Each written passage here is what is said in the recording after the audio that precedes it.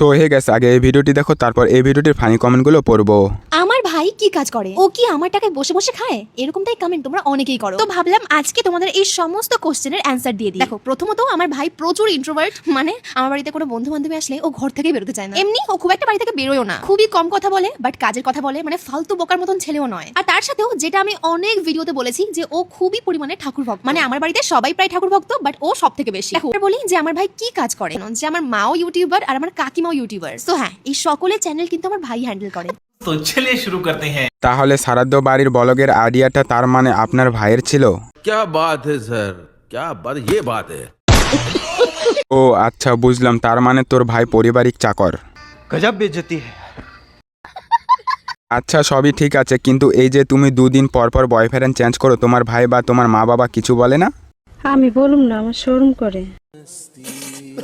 সবই শেষে বুঝলাম তোর ভাই ফ্রিতে খেটে দেয় ঠিকই, কিন্তু ও বেকার। বলেন কি?